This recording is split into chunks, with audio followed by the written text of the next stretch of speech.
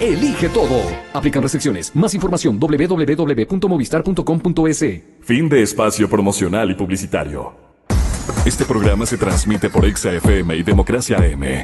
Mírelo en YouTube por Democracia TV. En Twitter somos Democracia S. 819. Encantadísimo de poder recibir a distinguidos representantes del sector empresarial y productivo de nuestro país. Esta es la materia prima con la que tiene que trabajar el señor presidente Moreno.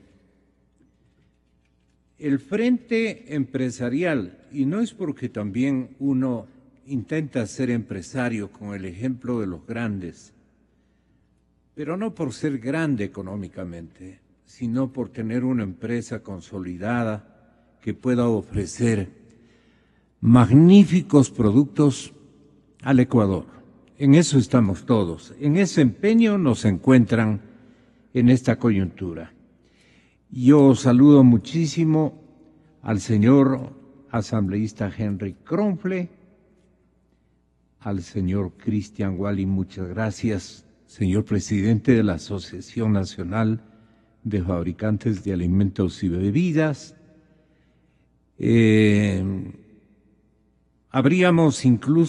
Tenemos la posibilidad de conversar con el gran dirigente, el señor Pita, que reúne y ha unificado a todo el grueso de constructores de nuestro país. Pero tenemos un gran invitado, hijo de un exalcalde que modificó prácticamente el porvenir arquitectónico de obra pública y especialmente de afecto al trabajo, que es una característica del pueblo de Quito, del pueblo ecuatoriano residente en esta urbe.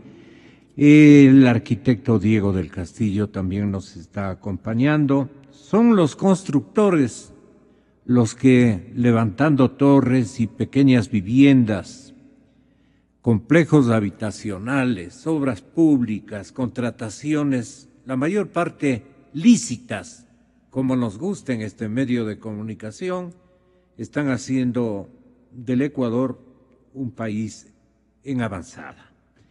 Juan Carlos Díaz Granados, director ejecutivo de la Cámara de Comercio de la ciudad de Guayaquil.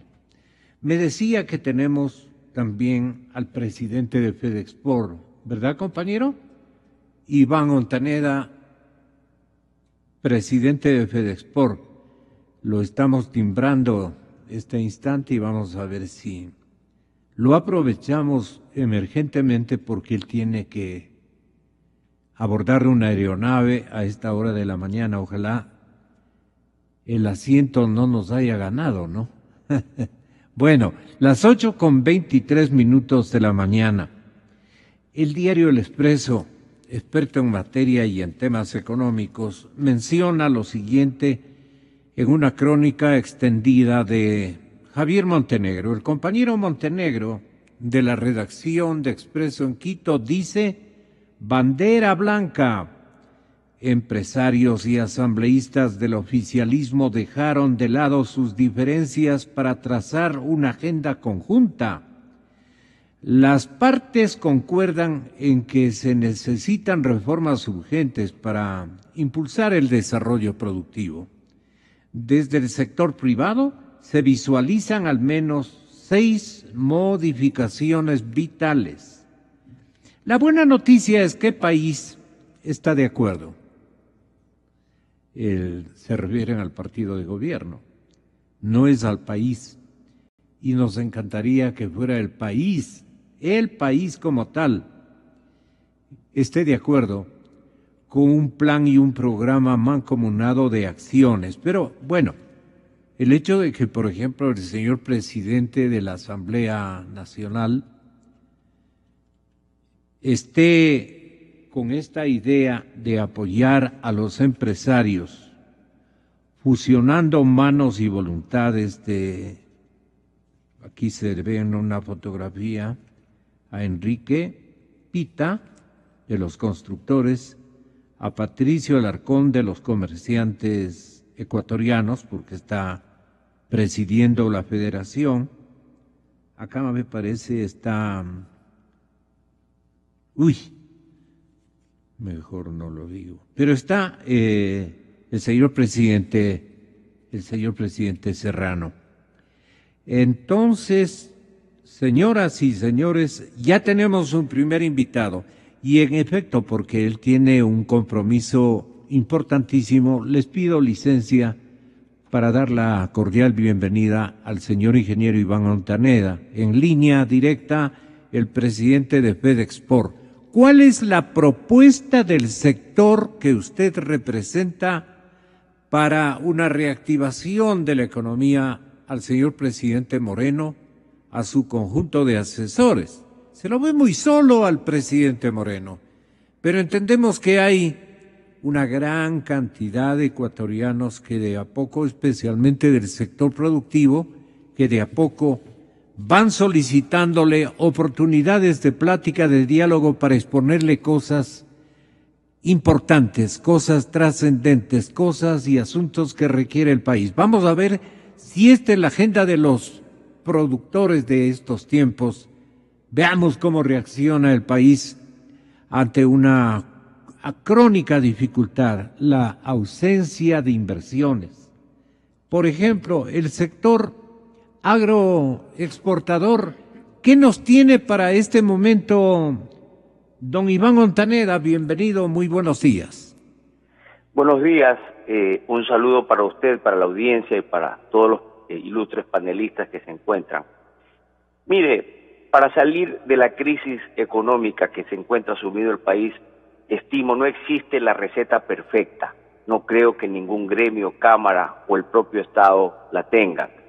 Por eso justamente se ha creado espacios de diálogo en donde se tiene que construir una estrategia transversal que genere dinamismo a la economía y que recupere con medidas adecuadas de parte del gobierno la confianza. Usted no puede tener un crecimiento si no existe el primer grano de arena importante en cualquier negocio, en cualquier institución, que significa la confianza. Y la confianza se genera primero en base a mensajes y acciones que el país y el sector productivo está requiriendo de manera inmediata, que dinamicen justamente esta economía. No es ahora la retórica política la que aluda a la confianza, sino medidas concretas, quiero entender. La confianza, más que retórica, es una verdad, es una realidad implantada, porque la perdimos a la confianza. Usted no puede arrancar cualquier negocio, pequeño, grano, mediano emprendimiento, sin confianza. Ahora bien, estamos en un país dolarizado, estamos en un país sumido en una crisis tremenda. El presidente Moreno lo ha admitido hace una semana de manera frontal, y eso es importante, porque para salir de cualquier problema usted tiene que admitir, ese es el primer paso, pero inmediatamente se necesita tomar decisiones sobre ese primer paso. Entonces, se ha conformado el Consejo Consultivo Productivo y Tributario, gran avance. Sin embargo, hay necesidades que los sectores productivos ya las hemos puesto sobre la mesa previo a la conformación de este Consejo Consultivo y Tributario. Y necesidades que no necesitan, muchas de ellas, un vasto análisis, ni darnos la vuelta a la República en reuniones para que el Ejecutivo ya tome decisiones para estas necesidades. Entonces, primero, la dolarización. Vamos ahí. Dolarización significa aumento inmediato de exportaciones, recuperación de divisas, ingresos de divisas al Ecuador. ¿Eso cómo se logra? Con más incentivos, no con más restricciones. ¿Para quién? Incentivos para el productor, para el eslabón más débil de la cadena, que es el productor. Usted me hablaba del sector exportador. Pasemos del discurso a la realidad, pues. Que el Ecuador ha sido un país exportador, que el Ecuador tiene potencial en el sector agrícola, por supuesto, pero demostrémoslo, pues, con políticas y con acciones directas que beneficien a este sector.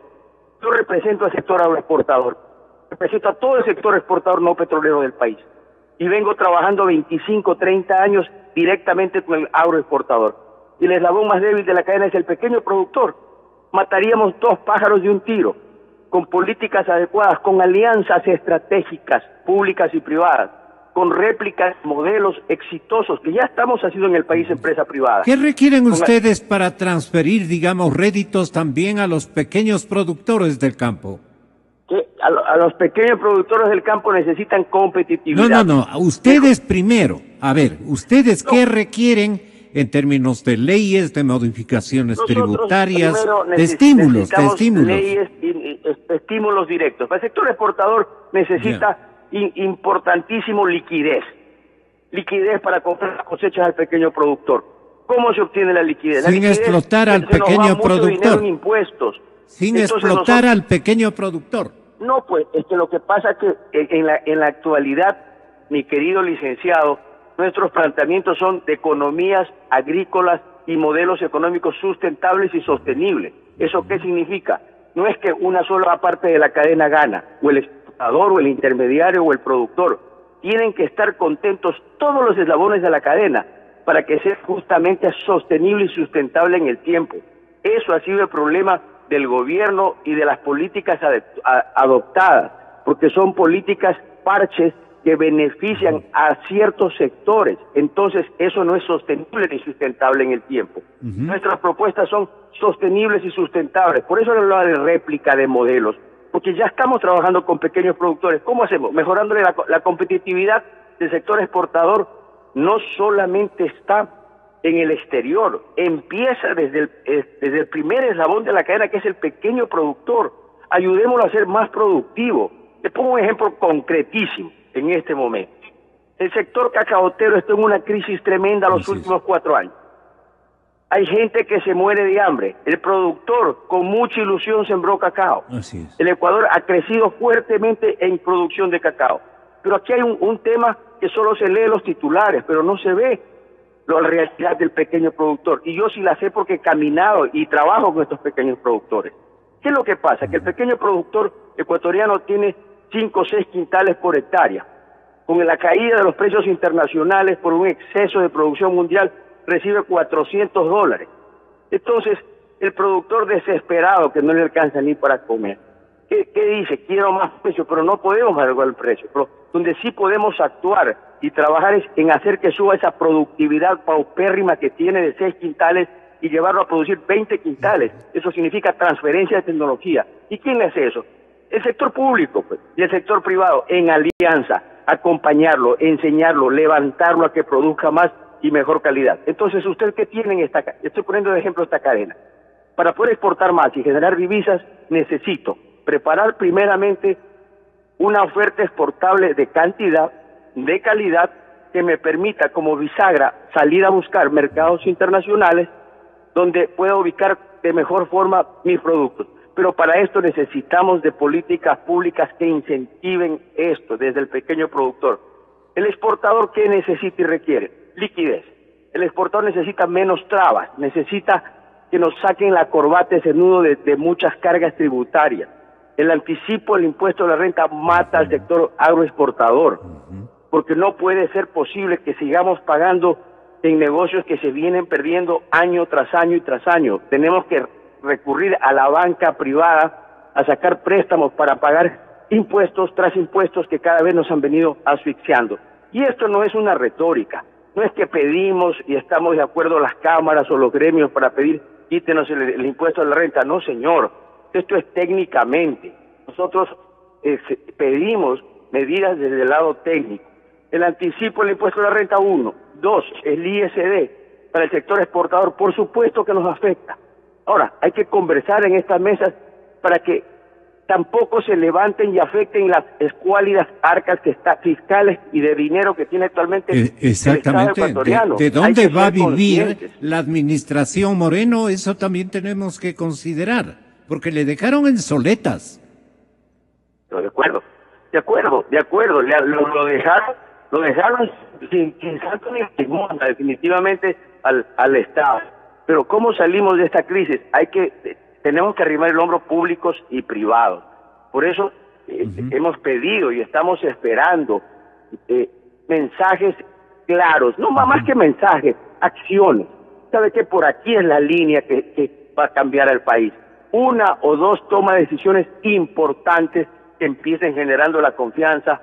¿A quién? A todos los agentes, pequeños y medianos económicos, que hacemos el país. Muy bien. Yo creo que más allá del discurso que ha sido bien recibido de parte de los sectores productivos, estas invitaciones al diálogo, es hora, licenciado Rosero, de pasar a la acción. Y eso lo estamos demandando de manera inmediata. Toma de decisiones que ayuden a recuperar la economía del país. Y no va a ser fácil. Señores, no va a ser fácil, y quiero dejar algo muy claro. El Consejo Productivo y Tributario no reemplaza al gobierno en lo absoluto. Hay muchas expectativas sobre este Consejo.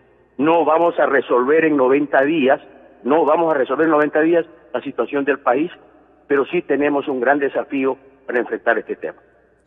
Las personas que equivocadamente han sido ratificadas en misiones, don Henry Kronfle, en misiones administrativas de alto nivel, quedan, por decisión del señor presidente Moreno, quedan, don Henry, convalidadas para que continúen en sus puestos. Y entonces nos llamó profundamente la atención esa resolución del señor presidente de la República actual. Pero él nos dio las razones. Si ellos son los responsables, que solucionen. Si él no quiere que el pretexto sea el tiempo que se alejó de ellos para poder resolver el problema y complementar la obra, complementar la estratagema o la estrategia más bien. Entonces les deja y les dice, en una respuesta a este servidor, le dice el presidente: les dejo porque ellos son los causantes, ellos tienen que resolver el problema. Muy complicado el resultado que pueda generar aquello, ¿no? Y entonces ellos inventan esta fórmula que lleva un nombre bastante interesante, ¿no? Plantea una interrogante gigantesca. ¿Y en qué consistirá este milagro? Yo le pregunto de frente cómo caracteriza este programa. Señor asambleísta, ¿este no es un truco para marear a quien quiera? Muchas gracias, es un placer estar aquí. Quiero primero darle un cordial saludo a toda la audiencia que nos está escuchando, a todos los panelistas que están aquí, a usted, y un abrazo muy fuerte a Iván Ontaneda, que acaba de hacer una excelente exposición a distancia. Un hombre muy preparado en los temas de exportaciones y los temas en general productivos del país.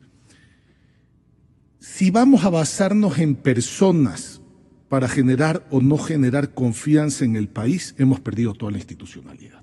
Eso hay que decirlo con absoluta certeza. A mí, independientemente de quiénes son las personas, que me tienen sin cuidado, en los diferentes cargos, el pueblo, cuando usted habla con el pueblo del Ecuador tiene los mismos problemas de norte a sur, de este a oeste o en la parte insular. No tengo empleo, no me alcanza la plata, vivo una inseguridad terrible, le ofrecen drogas a mis hijos saliendo de la escuela, me matan inclusive hasta por un celular, la vida no vale nada. No pueden estudiar mis hijos la carrera universitaria que quieren porque la CENESID los ubica donde se les da la gana. Entonces usted recorre el país y son los mismos problemas. ¿Qué le importa al ciudadano que nos está escuchando si el ministro se llama Carlos, Juan o Alfredo? No le interesa, pues lo que le interesa es que le resuelvan sus problemas. Vamos a lo práctico. Entonces, independientemente que estén esas figuras ahí para corresponsabilizarlos ahora en la solución de los problemas que han creado. Los temas tienen que ser de Estado, no de partido político, no de gobierno de turno. Y ese es el gran error que tiene el Ecuador. Entra un gobierno como el que tuvimos y resulta que la historia del país se convirtió en la biografía personal del jefe del partido. Y eso no puede pasar. Hay que decirlo con absoluta transparencia y frontalidad. Escuchando el tema del diálogo que acaba de decir Iván Ontaneda, y yo quiero hablarle de dos cosas puntuales. El tema del diálogo, lo que se acaba de pasar el día de ayer entre la Asamblea Nacional y el sector productivo, y los temas de confianza y las acciones que no tienen que ver nada con los sectores que se van a manejar dentro de este Consejo Productivo y Tributario. Primero, para sentarse al diálogo parece que quieren el otro lado de la mesa que se los aplauda por la década ganada y se les reconozca lo que han hecho. Yo ayer fui muy claro, el diálogo no puede empezar con aplausos de lado y lado, sino más bien con un mea culpa de lado y lado. Bien. Porque ahí es donde tiene que comenzar el diálogo. Pues. ¿Qué estamos hablando? Reconociendo. Reconociendo, pues. Apláudeme que soy un héroe y si no me reconoces eso no me siento de dialogar. ¿Qué es eso? ¿Dónde se ha visto eso? Segundo, las leyes que tiene el país se enfocaban, no sé si de manera correcta o incorrecta, pero se enfocaban en la bonanza económica que tuvo el país. Hoy las leyes tienen que enfocarse en regular la austeridad y la crisis que vive el país. Entonces, como la economía es dinámica, las leyes tienen que ser dinámicas. No me puede decir usted que la ley de hace 10 años funciona para hoy. Eso no existe, por eso hay que hacer una revisión del marco jurídico y legal del país para acoplarlo a la situación del dinamismo económico que se vive. Tercero, mucho de lo que tenemos en materia legislativa, y voy a ser sumamente claro, tiene sentido, pero muchas otras cosas no tienen sentido alguno. Por ejemplo, ¿cómo va a creer usted que ciertos sectores de la economía no se pueden hacer a través de alianza público-privada? ¿Cómo va a creer usted que proyectos en alianza público-privada de los gobiernos autónomos descentralizados tengan que pasar por informes técnicos del gobierno central para la aprobación o la no aprobación, cuando es una cosa única y exclusivamente de materia tributaria la incidencia en el gobierno central? Entonces hay que modificar. ¿Cómo va a creer usted que la banca, que tiene que ser un sector despolitizado, se lo politiza a través del Código Orgánico Monetario y Financiero? Porque una junta de regulación de la política económica determina en cierto momento, o puede determinar en cierto momento, dónde, cómo, cuánto y con qué garantías y por qué tiempo y a qué intereses se coloca el crédito en el país. Entonces, son barbaridades. Hay que corregirlas inmediatamente porque el país no espera. Por eso sí estoy de acuerdo con lo que acaba de decir Iván Ontaneda. Hay cosas que no tenemos que recorrer el país sector por sector para saber que hay que arreglar. Y ahí es donde entra el foro de ayer que se acaba de constituir, que es que entre ya la asamblea con el sector productivo a arreglar los temas transversales. Cuando usted habla de confianza, ¿cuál es la confianza para el sector productivo? La confianza del sector productivo es que hayan reglas claras, que haya certeza jurídica, que haya integración comercial, que hayan incentivos a la producción, que se respeten las condiciones del juego a largo plazo. Pero cuando usted habla con el ciudadano, le dice, mire, yo soy jubilado, yo ya no estoy en el sector productivo. A mí me genera confianza saber que le han quitado la posibilidad al gobierno o a las instituciones públicas de que se me lleven los fondos de los jubilados, de que se me lleven los fondos de los maestros, de que se me lleven los fondos de los policías, de que se me lleven los fondos de los militares, de que se me lleven los fondos de los ciudadanos, que son el dinero del encaje bancario en el Banco Central. ¿Qué me da confianza? Que ya no maneje el dinero electrónico el gobierno, porque dice que se respalda esto en activos, no en dólares.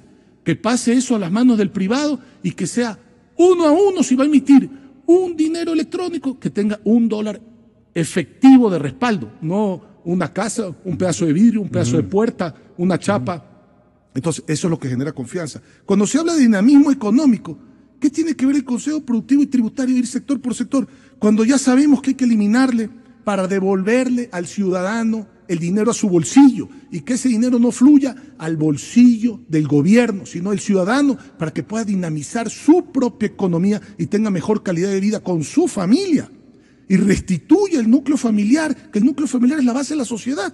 ¿Qué tiene que ver con lo que hemos presentado nosotros de la eliminación de las tarifas eléctricas a la gente que tiene personas dentro de su familia con altos grados de discapacidad o que reciben el bono solidario? ¿Qué tiene que ver eso con la reducción de las tarifas eléctricas? Con tanta hidroeléctrica que se ha hecho inversión en el país para que se reduzcan las tarifas eléctricas en el sector productivo. ¿Qué tiene que ver este tema que se está tratando con dar nuevas formas laborales para que la gente pueda tener 1.2, 1.5, 1.7 empleos a través de la contratación por hora, respetando todos los beneficios existentes en la ley? ¿Qué tiene que ver que se concreten acuerdos comerciales, que hayan estímulos a las exportaciones, que se reduzca ese peaje para que entre dinero en el país que se llama impuesto a la salida de divisas, porque es un impuesto al ingreso del dinero, más que la salida. ¿Qué tiene que ver? ¿Por qué le llama peaje? Porque tiene que pagar usted tiene que pagar para invertir, antes de haber ni siquiera usufructuado un centavo en inversión. En el momento que viene esa plata, paga 5%, no importa cuánto se va, ya sabe que lo va a pagar y todavía no ha siquiera generado actividad económica. ¿Qué tiene que ver en los diferentes sectores? Decirle al gobierno, regresemos, por ejemplo, a la fórmula del año 2006 del anticipo del impuesto a la renta, como acaba de decirlo Iván Ontaneda, empresas, microproductores, pequeñas y medianas empresas, artesanos y otros que están consolidados inclusive dentro de estos conjuntos productivos para poder llevar, digamos, una producción adelante, ayudándose y complementándose el uno con el otro. Tienen que irse a endeudar. ¿Dónde se ha visto que usted se va a endeudar para pagar impuestos? Entonces, por el amor de Dios, ¿qué tiene que ver la seguridad que se necesita en tratados bilaterales de inversiones, en contratos empresa-estado? No tiene que ver nada el sector, para que se garantice que si viene un inversionista extranjero pueda tener garantías inclusive de mediación a nivel internacional y no depender de la justicia única y exclusiva nacional. ¿Qué tiene que ver eso con recorrer el país? ¿Qué tiene que ver esto de derogar la tabla del consumo de la droga con recorrer el país? De la libre elección de la carrera universitaria, de que existen escuelas rurales ahora con las escuelas del milenio, tenían que caminar kilómetros los chicos para ir a estudiar, llegaban muertos después de caminar 2 y 3 kilómetros a la clase y ya no querían saber nada, porque se quitaron esta concepción de la escuela del milenio y acabar con las escuelas rurales. ¿Qué tiene que ver las guarderías que necesita el país para que la madre de casa pueda salir a trabajar? ¿Qué tiene que ver que existan medicinas en la seguridad social para que la gente no muera de las enfermedades catastróficas y que las citas sean mucho más expeditas? ¿Qué tiene que ver eso con ir sector por sector recorriendo el país? Hay temas transversales, ahí es donde entra la legislatura rápidamente a tratar de modificar las leyes y a tener ¿Qué un le ente de compromete control. usted al empresariado desde la legislatura, Bueno, ingeniero? en el sector productivo per se puntual, porque todo esto es un compromiso nuestro de campaña, no de Henry Kronfle única y exclusivamente, sino del bloque legislativo del Partido Social Cristiano, Madera Guerrero, la bancada del Cambio Positivo, y estamos trabajando Vale la cuña, pero ¿qué le comprometen? Le agradezco por la cuña. Primero, ayer hemos hablado con absoluta claridad esa ley de plusvalía que existe en el país. Si queremos ir a Casa para Todos, el plan de una vivienda para todos del gobierno, esa ley de plusvalía se tiene que derogar inmediatamente. Que esta ley es para especulación de tierra. Entonces, derogue la ley y hagamos una ley de especulación de tierra, entendiendo que la especulación de tierra, y eso sí voy a ser muy claro, se combate con plataformas tecnológicas para que todo el mundo pueda acceder a la historia de transacción de un predio. Esa es la mayor garantía para que no exista la especulación. Y si llega a existir, sanciónelo con impuestos. Pero resulta que la especulación de tierra se volvió matar la construcción en el país. Primero. Segundo, hemos dicho hay que modificar la ley de alianza público-privada para que el sector productivo pueda entrar a todos los sectores de la economía, incluidos sectores estratégicos, hasta en un porcentaje que no genere, digamos, inseguridad nacional y que además la metodología de la aplicación de la ley cambie para reducirle la tramitología y poder ser más efectiva en inversiones, por ejemplo, de servicios públicos de los gobiernos autónomos descentralizados. ¿Cuántos proyectos de agua potable necesitan las diferentes ciudades del país? La falta de agua potable está generando cáncer de estómago en el Ecuador y no hay una solución por la tramitología. ¿Dónde se ha visto eso? Disculpen, yo soy, además de ser asambleísta, he sido empresario toda mi vida. Pues, me desespero que nos vamos en la retórica de papeles. Pero está diseñando espontáneamente una gran agenda de responsabilidades legislativas que usted va a comandar. Ayer la presenté. Qué buena nota. El Código Orgánico Monetario y Financiero, blindar la dolarización. Sí. Voy con el señor ingeniero Cristian Wally, presidente de la Asociación Nacional de Fabricantes de Alimentos y Bebidas. Veamos, ¿cuáles son las dificultades para el fabricante en términos de materias primas, de dificultades tributarias, de agendas productivas que quieren evitar la salida de divisas y más bien incorporar divisas a una hacienda pública tan necesitada de divisas por nuestra moneda, la dolarización. ¿Qué problemas, qué dificultades atraviesa? ¿A cuántas familias ustedes están dando trabajo? ¿Por qué no han sido atendidos por estos gobiernos revolucionarios que no han entendido el sumum del apoyo que tienen que dar a quienes fabrican las bebidas y los alimentos, a quienes buscan bajar costos de producción para que el producto sea asequible a todos los hogares ecuatorianos y para que haya incluso una especie de modernidad en el consumo?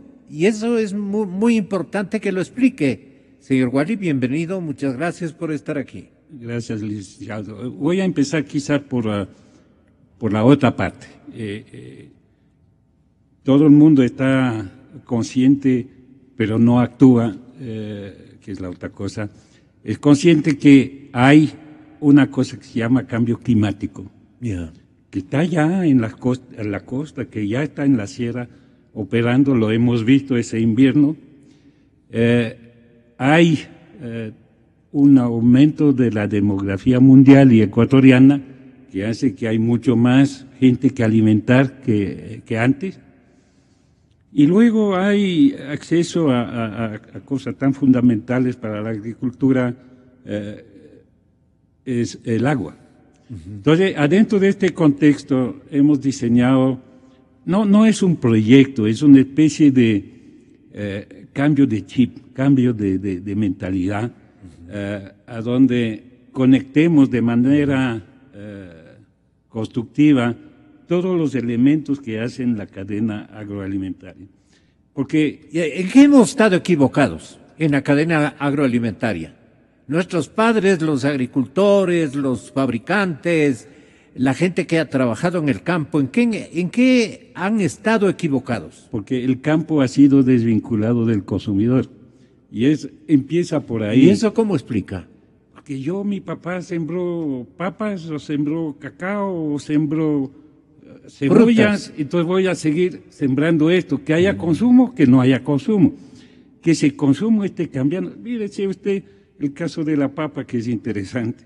Se empezaron a diseñar papas así que valen para una familia, pero es lo que estaba buscando el consumidor.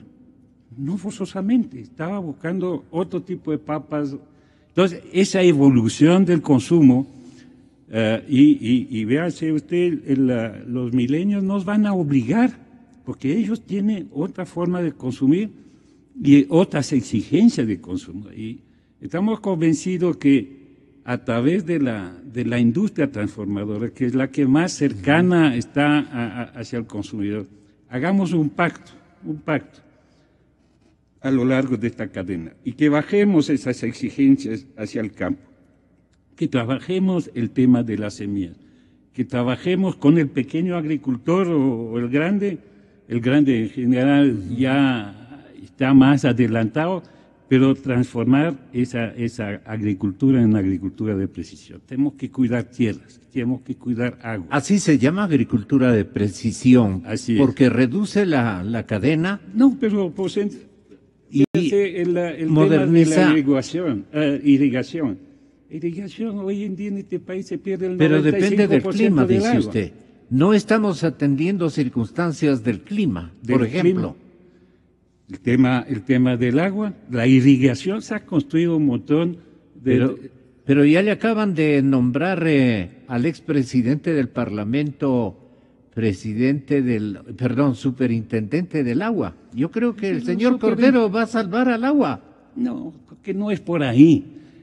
Todas las leyes que han tenido que ver con agua se han tenido que ver con propiedad. Yo quiero mi agua, después hago lo que quiero con esta. Y se trata de gestión. Hay una ciencia que se llama la huella hídrica, que es el consumo de agua por producto que usted consume. Tómese un grano de cacao, son 2.000 litros de agua por grano de cacao. Ese es inmenso. Entonces, si no hacemos bien ese trabajo del uso del agua, y hay el desperdicio como está hoy, vamos a... ¿Cómo se desperdicia el agua? ¿Nos podría graficar, señor Gual? Evaporación, sencillamente. Una, y correr a través del campo es otra, que es la más grande. Y tenemos esto, en la irrigación, ¿a qué hora del día lo hace usted? Ajá. ¿En pleno sol o durante la noche? Ajá. Son cosas totalmente diferentes. Entonces, conectemos esto. Y con eso podemos atacar dos problemas fundamentales. Interesante. El uno es la garantía de la seguridad alimentaria del país. Sí. Hoy el país está constituido de ciudades, son 75, mañana será 80% de la población viviendo en ciudades. ¿Cómo puedo alimentar esa población a donde ya no hay producción de cercanía? Usted necesita trabajar el tema del procesamiento de estos alimentos. Se habla aquí de que hay que consumir fresco. Váyase a una feria a consumir fresco y se cae enfermo de una, o por contaminación bacteriológica o por contaminación química. Entonces, alguien tiene que hacer ese procesamiento. Las frutas que usted o las legumbres que usted compra, en general tiene ya 15 días. Usted le pone en su nevera, son una semana más. Ya los nutrientes se han ido. Un industrial no puede dejar su materia prima 2 días en un patio. Tiene que transformarla si no pierde plata. Yeah. Entonces, ahí le estoy conservando ¿Y allí qué acciones públicas caben? Yo no creo en acciones públicas. En institucionalidad peor. Que nos dejen en paz. Que nos dejen trabajar. Sí, y estoy muy... porque estos intermediarios del sector público lo que vienen es a... No, hemos logrado con ese concepto a subir las cámaras de agricultura al caballo y bien interesante, y gente muy convencida. Yeah. Y lo que tenemos que hacer ahora es organizarnos para hacer ese tema de valores compartidos, que es el agricultor comparte el valor del producto final con el que transforma al final. Entonces, organizar el campo. Usted hablaba de las escuelas rurales que desaparecen. Escuelas de milenio, ¿qué hacen? Promueven el éxodo a la ciudad. ¿Qué va a hacer un niño que sale de esa escuela? ¿Qué va a regresar a la finca del papá? No, yo voy a ver computadoras, yo voy a ver laboratorios, yo voy a ver fábricas, pero no regreso a sembrar papas y a sembrar cebolla. Entonces, ya aquí hay un eje muy importante que trabajar, y es fácil. ¿Por qué no se hace en esos círculos? Tómate un pueblo como Suba, que tiene su escuela, ¿por qué no puede tener un jardín o una cosa así, a donde se le enseña al niño a hacer mejor las cosas que el papá? Entonces, ya empezando por ahí. Después hay todo el tema de la comercialización. Fíjese lo que pasa. Usted hablaba del cacao. Es un desastre. El señor Montanero hablaba del cacao. Es un desastre. ¿Producir más cacao para qué? ¿Para que baje más los precios? No. Pero trabajemos bien un cacao especial. Lo tenemos. El que teníamos. El que teníamos, sí. Trabajémosle bien y yo puedo multiplicar tranquilamente el precio por 2, 3, 4, 5. Hay que hacer el esfuerzo afuera, no vender así nomás, porque hoy en día hay consumidores muy específicos para este tipo de cacao, para este tipo de café, para este tipo de banano. Hablemos de este país que tiene el chance de ser un granero. Ya. El granero es mala palabra porque se supone que es trigo, que es maíz, no es. No. Pero de legumbres, de frutas específicas. Hacemos tan mal trabajo en el campo que hacer ese país un país orgánico es mañana. Porque no se fertiliza, porque no ¿Contra qué ha luchado usted, por ejemplo, para darle otro matiz, digamos, en la producción y productividad a lo que usted ha cultivado, por ejemplo? Porque usted es completo, pues. Es fabricante, es de... Ya. Claro. Mira, licenciado, tuve una inmensa suerte de dirigir un centro de investigación de una multinacional aquí en Quito, Ya. a donde abrimos, y es el concepto correcto, abrimos un centro de transformación tecnológica de materias primas a productos, pero también tuvimos que preparar la materia prima. Y sin pecar de exageración, fuimos nosotros que recuperamos el tema del cacao arriba. Ya no había. Empezamos a cultivar variedades, buscar variedades, hacer concursos entre agricultores, enseñar la poda, enseñar el injerto. Nadie hace eso. Y terminamos haciendo plantas, una multiplicación somática y un desarrollo de clones en laboratorios que hoy en día se importan de Francia. Y perdone, señor Wally, por el tiempo que se me va terminando. ¿Ustedes por qué no proponen al señor presidente Moreno y al señor presidente, yo diría, José Serrano, por ejemplo? Ajá. Los encierran un par de días y les hacen entender área por área lo que hay que hacer en materia de producción en el país.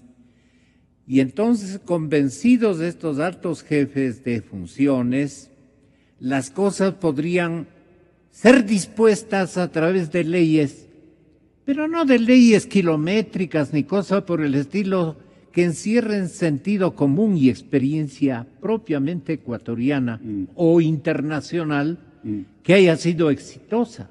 Y por ejemplo, José Serrano se muestra cuando habla de la agricultura, de la producción especialmente, se muestra entusiasmado, pero le meten a la política y la friegan todo.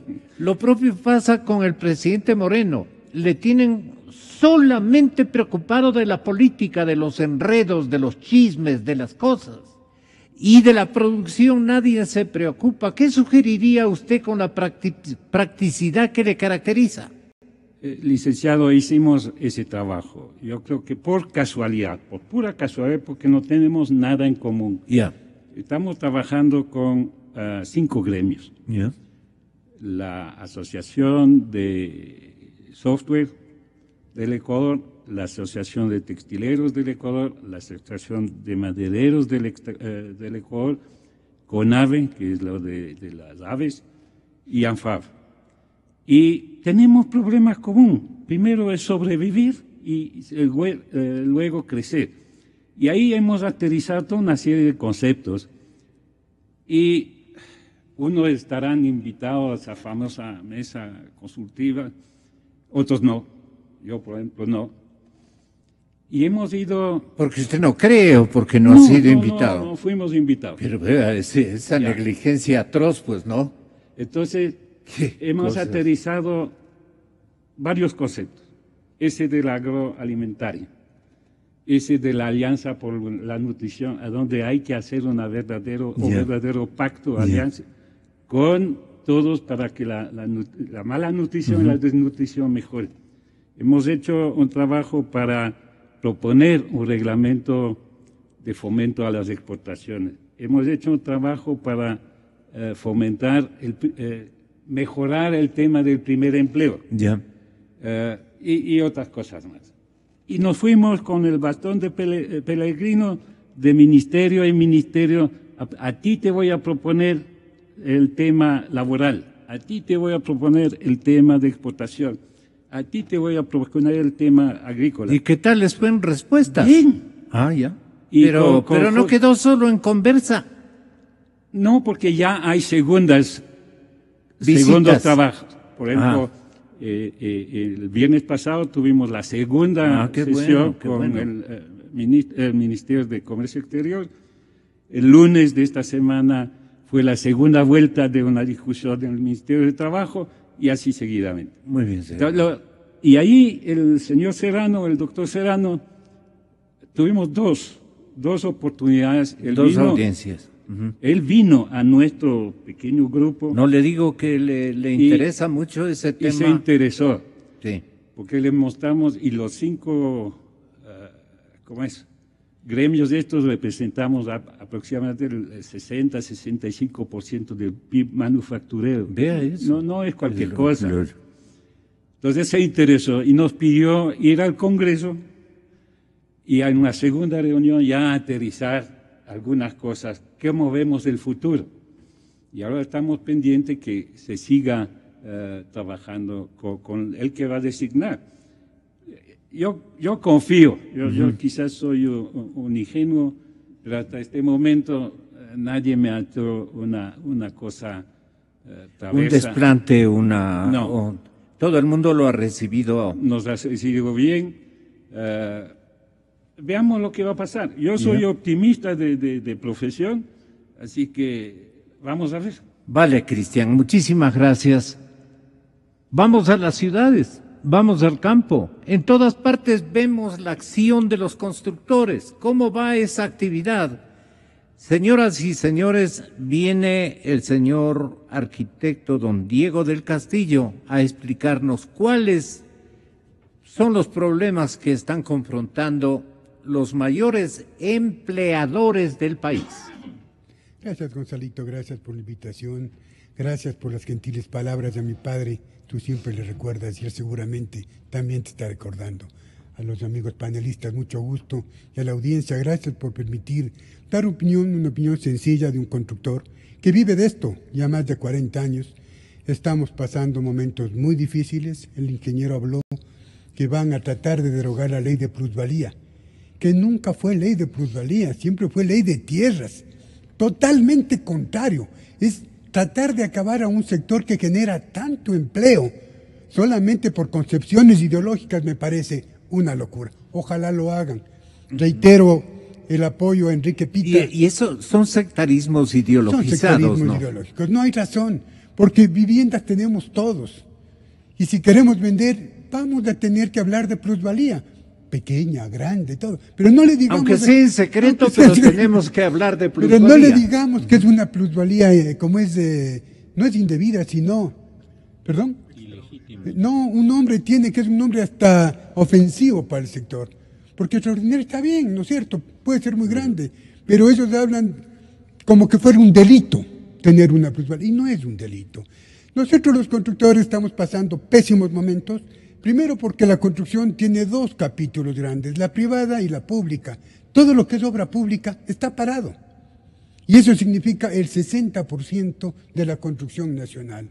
Y al hablar de obra pública, ¿por qué tenemos los ecuatorianos que aceptar que vengan empresas extranjeras a construir en el Ecuador? Si podemos construir los ecuatorianos, estamos completamente capacitados para hacerlo. Ahora todo es chino. No sé si somos nosotros, estamos hechos los chinos o todo es chino, pero la cosa es bien grave. Antes de que yo intervenga, los dos panelistas han hablado de construcción. Sin darse cuenta, hablaron de construcción. El ingeniero Walk está hablando de la agricultura. Para la agricultura necesita canales de riego. El ingeniero Confle está hablando de industria, para eso necesita instalaciones de construcción. El presidente de la Federación de Exportadores. O sea, estamos hablando de la construcción. Todo el mundo. No podemos hablar de economía separando a los sectores. Tenemos que hablar de economía uniendo a todo el sector productivo. Tenemos propuestas y propuestas que se las pueden hacer mañana y ya se han hablado en esta mesa. Este momento la banca le subieron 2 o 3% en el encaje bancario. ¿Por qué no devolver ese dinero a la banca? Para que sirva a la inversión, para que destine a constructores, a agricultores, a empresarios, por supuesto a gente seria, porque no es cuestión tampoco decir, vea, deme plata a mí, porque supuestamente le voy a pagar, no. El ecuatoriano es hombre honesto, es gente honesta, que sabe cumplir con sus deberes, con sus obligaciones. Tenemos que obligar que las obras nacionales se construyan con productos nacionales. Eso significa incentivar el producto nacional, incentivar la industria nacional. ¿Cómo podemos en Uruguay hacer construcción en el campo si el 70% de los ciudadanos vivimos en las ciudades? Pregunta, ¿quién está en el campo? ¿No será bueno volver al campo con vivienda productiva para acompañarles a ustedes, para trabajar con ustedes, para salir adelante todos? ¿Cuál es la vivienda productiva? Si nosotros vamos a tener en cualquier sector, y pongo un sector deprimido en este país, la provincia de Bolívar, donde en Barzapamba se dan las mejores naranjas. No sé si del mundo, pero el Ecuador sí. Y comenzamos a exportar naranjas. Pero para exportar naranjas, ¿qué necesitamos? Necesitamos gente que produzca, necesitamos canales de riego que nos abastezcan de agua, necesitamos infraestructura industrial para procesar. ¿Qué necesitamos? También construcción. Unamos esfuerzos para que a esa gente que va a trabajar nos en iba a comentar cómo está la situación. Difícil, completamente parada casi. ¿Qué les falta? Que nos falta ¿Demanda? recursos, que nos falta demanda, que nos falta confianza. No hay país que crezca si no hay confianza. Y en este Ecuador, discúlpenme amigos, se ha perdido la confianza. Sin confianza no se compra ni el más mínimo departamento Sin construido confianza por no se compra ustedes. absolutamente nada. Estamos ¿Qué viendo, dice la gente cuando no hay confianza? ¿qué decimos los constructores cuando hay confianza? Que todo lo que estamos haciendo se demora mucho más tiempo en vender que lo que se demoraba en el año pasado. Es que no hay demanda. Claro, no hay demanda. No hay Pero ¿por qué confianza. no hay demanda? Porque desgraciadamente La la parte economía... psicosocial, ¿cómo está funcionando este momento? Comencemos primero diciendo que la economía está casi paralizada. Si una economía está paralizada, eso ya ha generado desconfianza. Si a esa desconfianza se le suma lo que estamos viendo, la falta de créditos para el constructor o la falta de crédito para el comprador, estamos hablando de un sector que está paralizado. Y también quiero decir, si a esos problemas que ya tenemos le sumaron uno gravísimo, que es la ley de la plusvalía, entonces estamos hablando de tratar de matar al sector, el sector que más mano de obra contrata, mano de obra no calificada, que eso es lo importante para el Ecuador. ¿Qué estamos haciendo con el turismo? Que es otro rubro que el Ecuador tiene que comenzar a preocuparse. Nosotros tenemos países muy afines como el Ecuador, como es Costa Rica, que está viviendo del turismo. Nosotros somos un país mega diverso, donde tenemos todo. Usted que es agricultor y seguramente conoce más que yo todo el país, hay todo lo que nosotros podamos pedir o queramos tener. Pero hay que comenzar a producir, hay que comenzar a sembrar. Los países no crecen porque se sacan la lotería. Los países crecen cuando se siembra, cuando Gracias, se produce, Diego. cuando se invierte. Yo creo en la radio. Yo creo en la radio. Creo en la verdad. Creo en Exa FM. Inicio de